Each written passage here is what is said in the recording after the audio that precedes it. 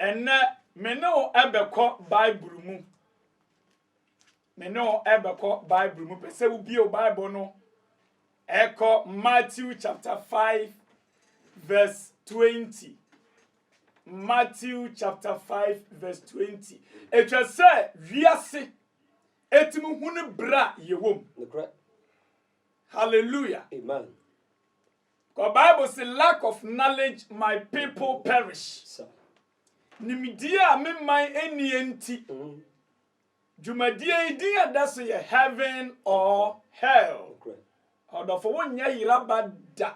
Ebra nyame be bie kwan ama. Na wote prophet Peter Nana akwa enka ewo Aben FM. Yawada ahomache 5 o'clock bia no.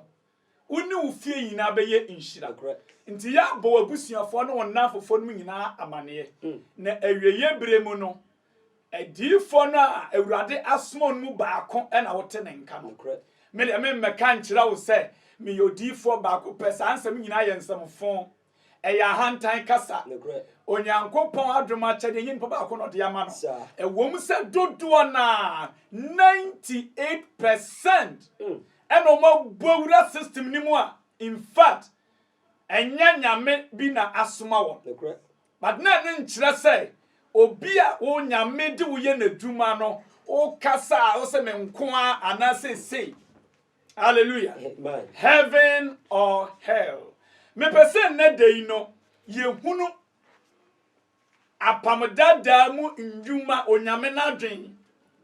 ene ye ka end time a awieye bra sa mmirime ne wo ye wo awieye bremu ye ka awieye bra Yesu a ye wo no Nyankopon oba atiasefo asase so kosi so obesen ya babio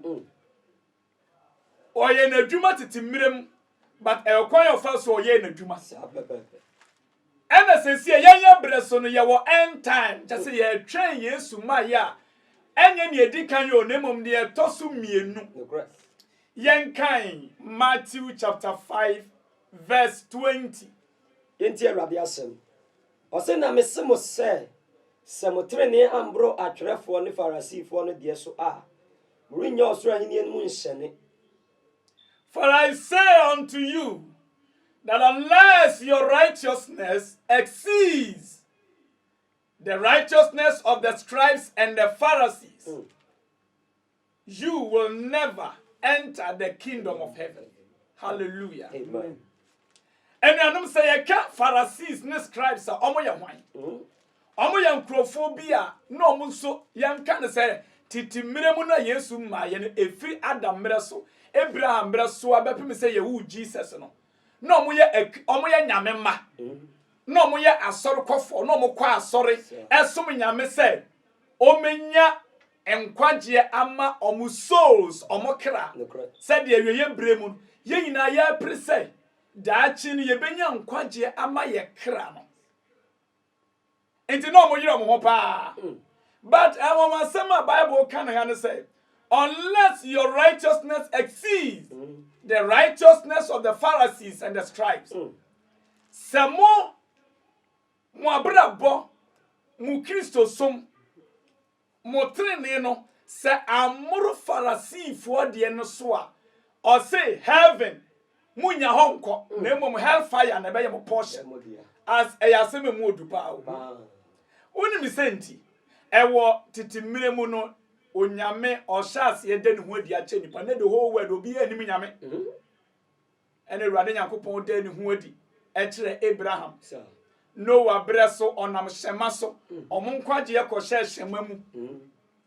Elijah onyame frɛ no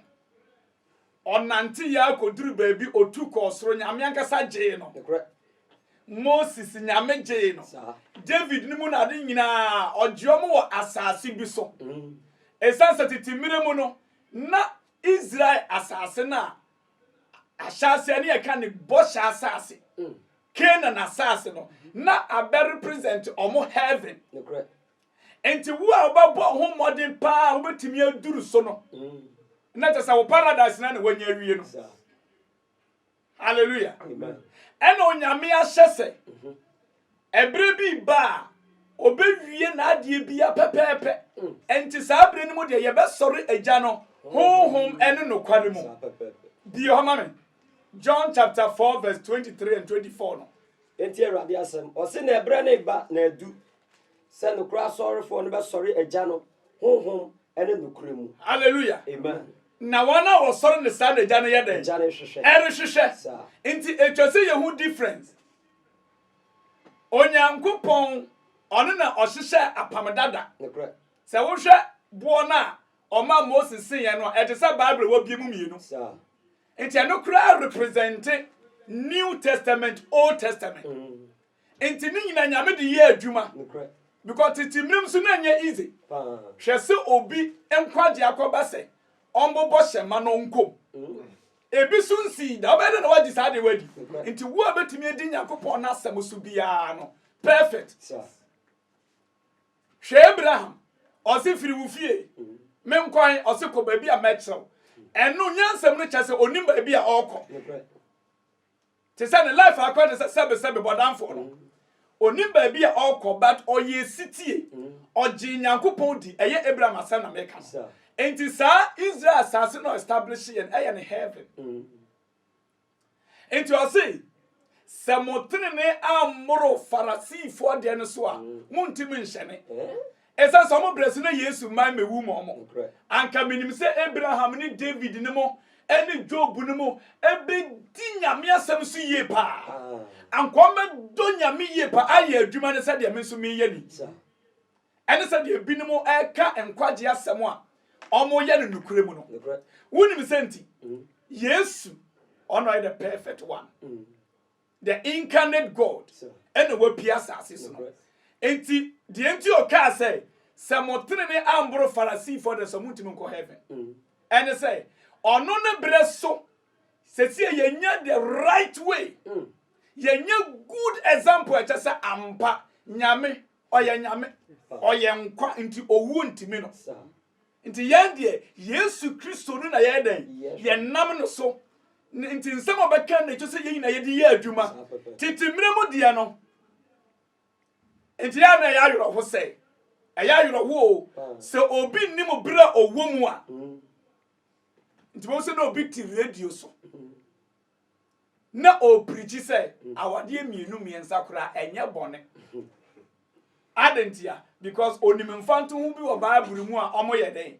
omo ye na ba meka asam nchiro omo bre so na afi na nyame de ne hu adi wasase so mo ma adwe kura hu ni say ewiase we kura sa na wo wuro oh ahini mu hini bi na eye na japade na enye easy it is asom bre ni mu na Abraham no nante so no say enamri ya de mawa untumi ena hwekwa efa so enyame adwuma obeti na obi so isofo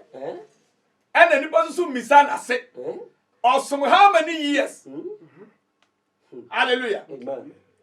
tinano ayro ho sempa ana presenter bi interview Dina Asamoah so-called evangelist. So-called evangelist. And the presenter show say, hey, Nana, first nanka unchuchu makeups ni say na we studio better you to say we twianka sa.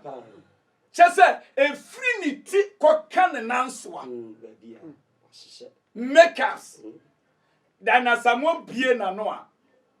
Ose sa atam ni mu no. Na nani nyam bie. Na onyini wonyame mu afa na wanyini nti ni nyini a wanyini no eni nti na waye makeups no obi a wiasefo adwini no anka yemfa ne se wa be star nti wo ka asem aka hu se wona wo ye simple in life wona adwini wo fom enyina esua no ote support be ye adwuma pa Dina Asamoah timi use sa statement Ewurade mfa ne bone nche no amen wodan na wo ye evangelist nyame ye wo saa no e ma ne kan ba bebre na koma e ma wo to dwuma e ma nyame de fa so hira wo e ma enne wa ba ye Dina Asamoah e ma ne wo kasetia Nyankopon but enye ono because asori akona kase ye Pentecost church no chema ne nyina wo ayira na tie muntie me se obi wo ba bia nsuo the source of water ba bia nsuo sprinkle ba na ye poison wo ho a mo amugu akura na so nsu ni tene bayi na mo sa no nyina mo no poison enti na say so ni friend chiro ni friend kwan ya omo nyina mo yira mo tie me ye pa o se se mo tene amoro Farisifo de no so a mo ni nkwaje dan na Samuel se afene ne ni ebie ampa afene ne ni ebie because Onyankopon ka say mutiri hwimi minima no and you can never make hair black or white. Na so no betim ono na ye ehwi onima no and on na timi ma eduru ba bia ehwi timi furu dwene e so light. It means there is power in everything God has created. Yes. Ehwi na dan na Samuel wokoto free eyiva boutique na ne bo be ye 20 million because one year sika and na wonyansam no wuti sika koto weave be ye 20 million wakoto lipsticks hina penti wano ebo pons eye nyama hodo nyina Onyankopon ade bi oyinutumi ehwi na akoto ye no se wo man 1000 years a ebetumi aso light na ehwi na ye na so light enti wo die no awo enne wo hu ni nyansa because wo kosua wiase awo judge no awo kase na wonim bie enti se se akoma mimisa se enne na so hu ni se wa ma ho kwa ma wabusua mo bosuma ti mu na entutu because na se wonim na nyame na de wo ye adwuma no because o say me awurade na adane sunsum enye dan enimi mu na me adwuma mi ye ma betena ha preacher ka se me duru bebia madane ma no hey ede musu asempani madane ma no se na me na me mie na me yekurase ni hallelujah Amen. Nti Moses be kono ka se bi o se ya moma ndi nipa dodo achi tie na anu CAC chairman no preach power na me say wow preach we dey make tia am na matu ase to preach no o kan say bebre mi ntimi kan nyina che say Christians we are set apart. That's the exact words I know you so enti ye di wiase so o say we are set apart on my kron wa che say untimi fa wiase compare ye enti ye otumi na ye ni wiase ni twaka na me say wow papa you preach why are there cameraman yi de ni video camera you call two members in the so the otin animu painting na no red and your red fake ni pure red and kasa ti say moja hallelujah na onza no kwa kire adwaman and no de tin nyame fie and na o preach na o hwe ni media pa papa ni di preachia sa asoro dem ho adane club na ene de animidie de wanya bi ne wantimi antu omofo na to say oh sana nipa sheda because the person doesn't want to lose crowd on person obashiri akra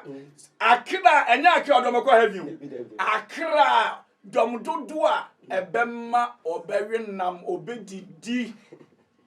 wiase wudi wiase kohen wudi wiase kohen kanyame asem kire nipa no asasi kura no obi bie na dwuma owo some codes of conduct bia open one department emma to the stand say omutimi kire atade adepam for won tade omo hye edwuma bia etimi ya emma emera wa hye godwu nyina ne eba bepem atade hye nyina me person be said the whole world say onyankopon wagimi on ne heaven ho ne de Mike and Gabriel Shiawa, oh, cry yourself, may call heaven. What do miniskirt in a call heaven? Just say heaven, why you put ogum shiagum. Heaven, one a putogum shiagum. And when you need dress code, now can you dress code and can you do ni penti? Nipa ye boning nature or small buffalo. And money be pamata, dear designer from heaven. We a designer. Why do me free heaven and I say free posse? Because now damn the nyansa pampamantade but in from abonom hugu eye yakopon mobo e ma ne besesa atade no heaven dress code ni ho ohun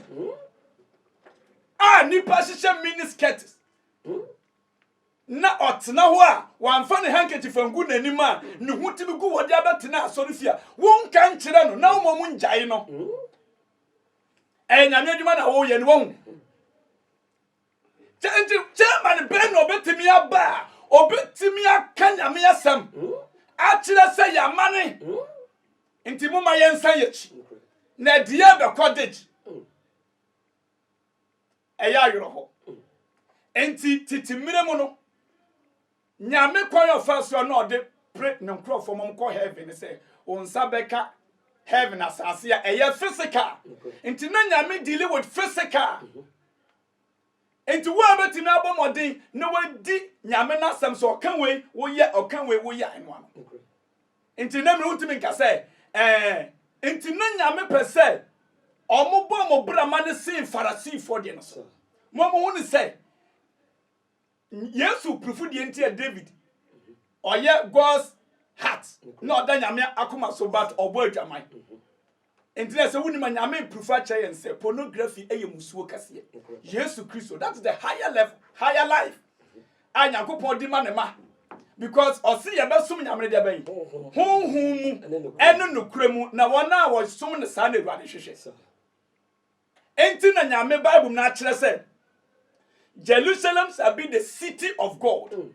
But a true baby is not what Jeffrey Israel for insem. And a Yakupon nam trump so. And Master Bosh and I day. Abum. Muntim yepa. The book of Daniel, the book of Revelation, interpretation in a Oberton has so simple. It will be a bit much to what we are crowd. Calculations in baby, only maybe a simple. Nyame bedani nyina di ewo aben FM ha kire ne ma enti Jerusalem se sa aboshe na abam dia mi bi se tiefo nyina se wo mu ni se bre ye wo mu no ye wo at the edge Jesus coming is just around the corner eduru because sa aboshe ne to se ebam wi eno ano no na say the after that be and be betimi asi eye rapture se sia no Trump buy no wa Jerusalem to me kwan so say eno na ye Israel for the city no kran so because Melchizedek or hini bia enye oba na wo no enye barima na wo no ena sa titikuro no na ye king ena se si abam na no mo ye ni na ho pa na ebe na wie do yam kind 1 John chapter 2 verse 20 enti Awurade asem osena mo de munya mo sra ne firi okonkro ni ne ho na munyina munimde se man trema mbramo sabie munnim ne kura no na emom se munnim ne se atrobia emfiri ne kura ni mu mo 1 John 2 saying but you have your anointing from the Holy One and you know all things. Hallelujah. Amen. Momo de Bible see hu pa o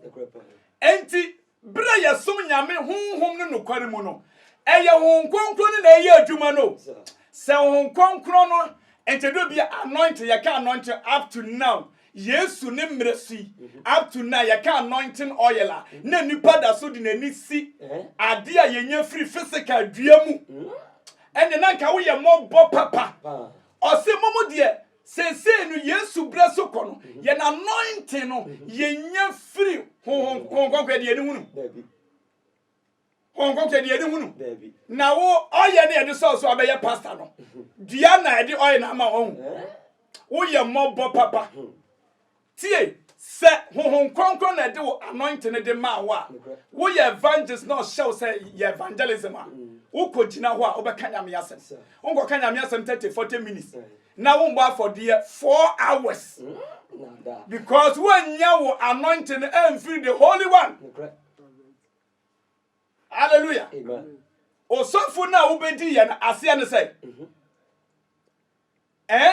Ya ordain you as a pastor.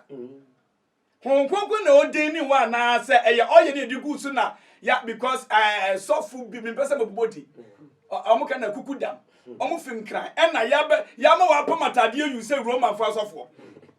na owura mu na akotu na ye de oye no gu so wo ye David ni ye de oye no gu so ba me ka se sanka David ti yabresu a anko ye na anko mfa nya hwe da hallelujah amen ebre David wie ne bo no to a ebo Goliath wan to bo bi na se woni ma ono ko na oni ma de eye no eye no hu se bibia be hye ne nsam bibia be hye ne nsam because I say I am the Lord of Paga in Hebrew Paga actually obi a oya bibia a hit target yes ti nyame kasa ebeye adwuma nyame se wunwu da wo benya yaresa because otumi ade nyina he is the Lord of Paga enti obi obon ba asase so ode represent sa ni din no David otoboa emfa nchen eyedma dad bo no bo Goliath ni David am tobo bi wan fanko because we wie na adwuma mpese mbisa wo say hefa na hu ni say yede oye titi mirem kura no yede sa ama yade sa oye kuna no yede sa kufi yade uko hu ni hefa na na miri sa isi aniama nkrofo yusi mu ni say ye business no mo bo na omunya sika na ye hu ni pa bi wo ha yede ka acha no eno enya achade o enya achade hwe say wutu mum na wanya sika billions of cedis na edu raining season a rivers a de krum excavators is work but ye ntin so numpo ana wontimi fa sika ni bi nto concrete amma nso ni ntimi fam amma enyi ni pankwa na woji ni pa no nkwa china ene ye nkwaje hallelujah amen ya de nyame na de bi odua bi asase bia no ewo ade papa wom seed bi wom enti ade bi a wo ye bi it must contain seed enti na so mu hu ni se sa krofo ya na bi mutu sika gu nyina wo di sa sika we ye den eye sika fi enyema papa wo ho a onipa nya sika nko betimi ayede aboa oman no a wotimi se ebeji nipa nkwa forever ko se Yesu beba enti so hu ni se sa de ma no muntumi nye no muti sika pete ni yetimi che nipa ba ko sei ni yetimi che nipa ba eya na ya gro ko sei eninti se honhon kronkron enna wunya wongosra ne fi ni ho enna mfiri hunam ade enna wudi yusu a anka beye de na nkonyame nipa wo ye nyame adwuma wotimi ka kire obi se boa ho na bra obi a oso ade soa a wo hunu nyame na nyame shira wo so no enuanam se ye ka se obi a success in Christianity a enna hwanwum amobobo ya na nipa adwen ye ne se kasa wo adan ya wasisi asodan se de wasi decorative stuffing church hina na nipa tititim hallelujah amen Kristo mu obi a oye successful eyo obi a utimu say osofa suffering obon hu modern ebe say boni or say oye boni hu adwuma overcome boni ebo nkrofo say de be yo me overcome boni how much suffering love raw famu no na proof kire say ampanipa we nyame na afre no hallelujah me nyame ka tem so obema me ka almost 20 years and say na de ni AP magina o ka say mi ma fani ntimi ko preach wo TV so e wo Rejoice TV e bitim fa bi frɛ bebre say so for yes ye e brebia me chance na me so sa na me ka bi na me so woni pa kwa no ne kasa hallelujah amen ena ye de na sesia no wa frɛ mu no wo chance na wo ka no kore no na akasa fe na me ma chance me chance 1996 ena me share me soft die ase 1996 1998 mu ho no Yakobon den ho di se ordinary same suma me e wo the whole world yentimi sesa mini odofo a wo tie me o si etwa se yen kronkron ye yen nyame som no yen de ne Pharisee for the sebe ye hwanfo omo ye nkrofo mu di Yakobon na hye so Old Testament but omo bless no nini me bebre wo mu anyame be hye ne ma obeyi ne yie edi asomdue beba nti wuntimi nware more than one ye wuntimi nyusu hunam niema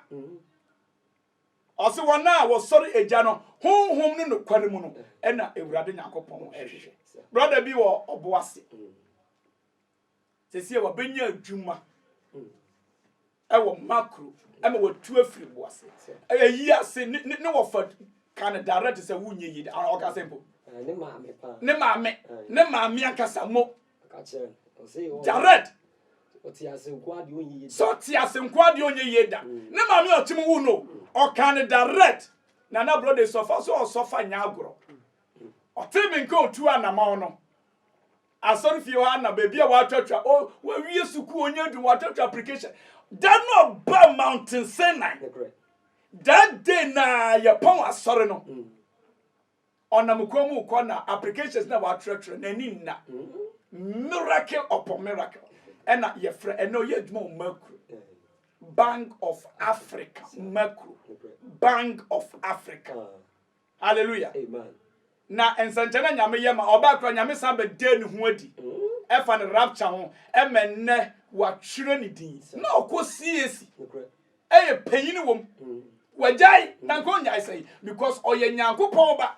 nti ne bra so se oba yo beti nsebire ho se etwa se me pɛ dan wo kumase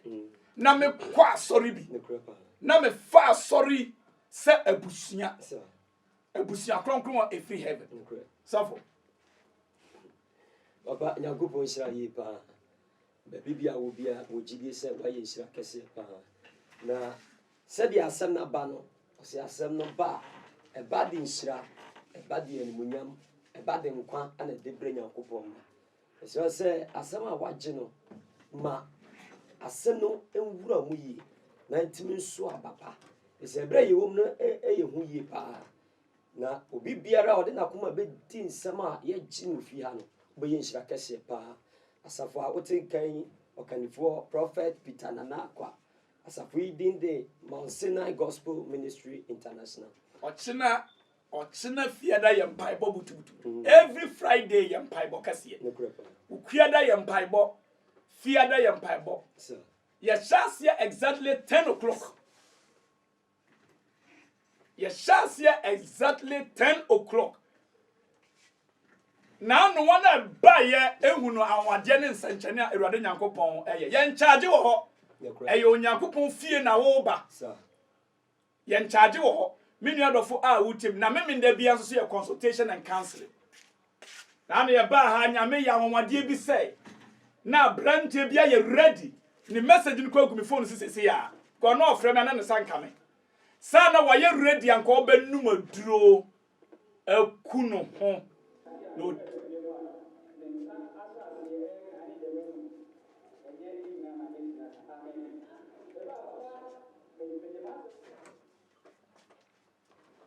anka onum aduro kuno na no ya wada no nyame ya wawade se anka onum aduro akuno ho no tie nyame asem no o de aduro ni hina agu ho na no ya o ye shaase last week aye shaase no awawade nyame ye wo nkrofo fie ni nya asem kedo na wona etu anamon ba Friday de be hunu sa ampa nyakopon tumi eye adwuma ti said papa aka no nyakopon ya adoma fiada ba bibia wo bia bomode na tu anamon bra na be hu Awurade ani monyam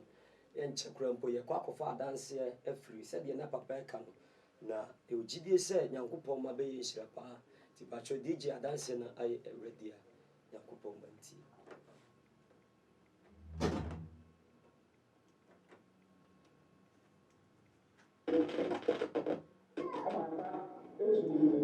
Amen. Eddie can me and my mia such as so sia in my hand ya me amen. The Bible papa aka such a bit na ya sha se mo pa ya papa me mo pa ye re fi mo e busu mo amen. Me so me say ma mi say owu ya ni ni ya ene ura so ni fi mo amen. Aye any 2 weeks go wa ma me friend say ma me ma me asumesi why dey go amen.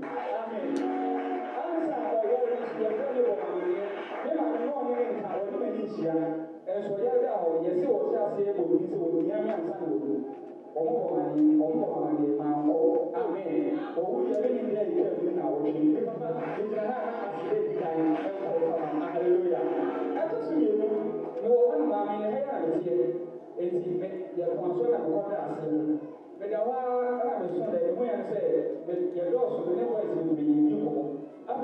for that say yani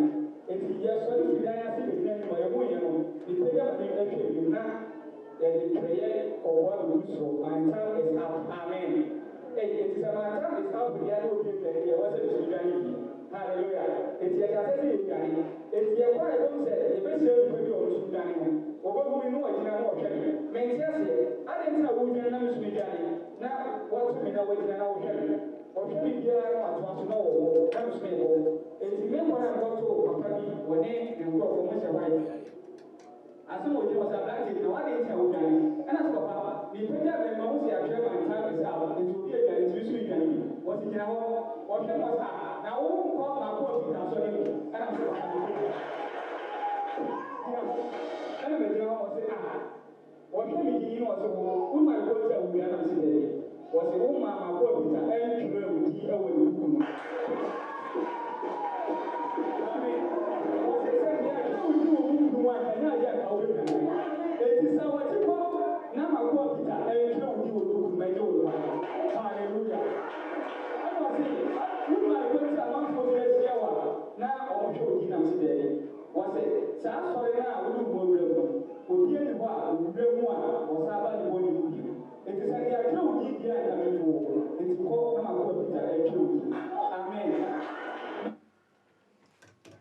Yankopɔn ehyira yie paa na okyi di sɛ sɔfo sɛ wote adanse no papa ɔsɛ sɛ wɔkɔ makoa Peter n'asɔre a anka wondwane ɔsɛ na meka sɛ hwɛ sɛ kyɛn man CS kyɛma wo preach na wachi altar so asɔfo mamefoɔ ɛhyehyɛ weavon na watumi ehu ne nyansa ama ne preach pa o preach pa but na yɛ me wanwo enti wonnim sɛ weavon na ɔde agu ne tiri so no wakɔ wia unim say ya krono tu unim say ya ade hunu eye de na ya hunu say nipa we waboda wonnam wiase a ya de na de chance say so for me be some question ya uhu obi na waboda ma de na udi hu say waboda se de nipa ye na onye bi